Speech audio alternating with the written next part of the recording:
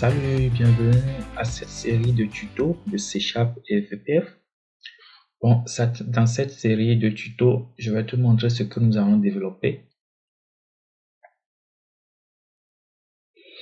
Nous allons créer notre propre test box personnalisé. Tu vois, c'est notre propre composant ou bien outil de text box que nous allons créer.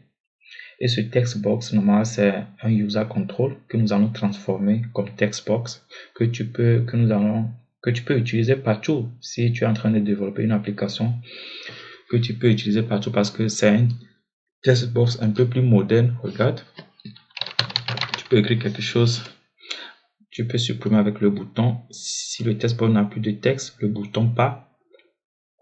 Donc, nous allons forcer le user control aussi à utiliser cette chose, comme par exemple tu peux écrire un texte alors que ce n'est pas un text box, c'est un user control qui aura la possibilité de pouvoir utiliser l'attribut texte, text wrapping, hit text, tout ça là.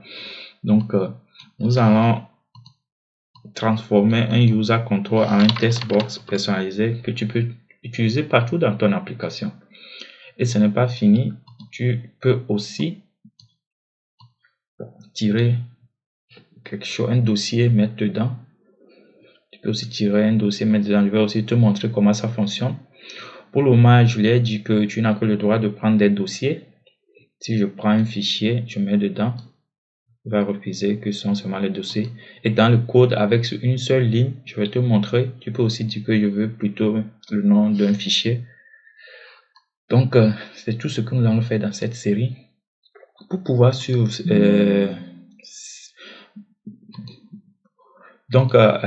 vais aussi te dire quelque chose.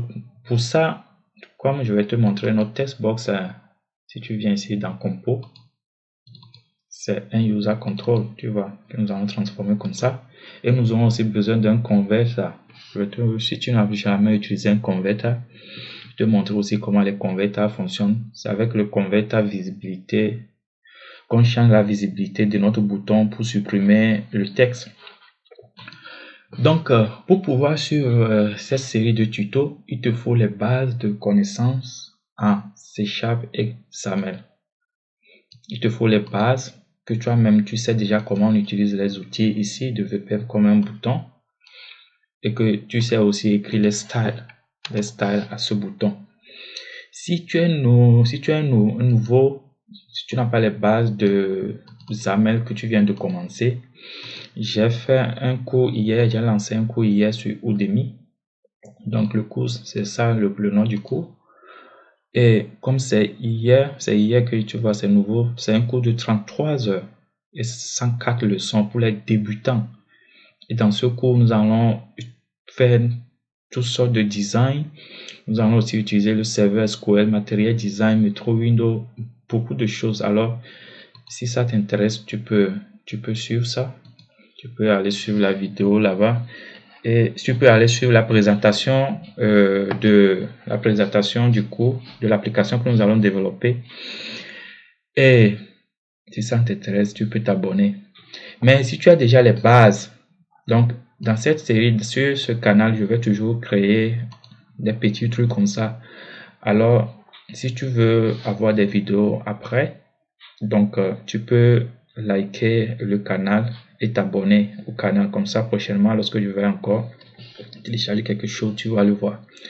Bon, si tu as les bases, alors on peut commencer. Donc, nous allons créer un nouveau projet dans la prochaine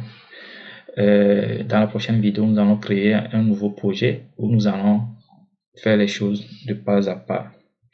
Ok, donc à plus alors.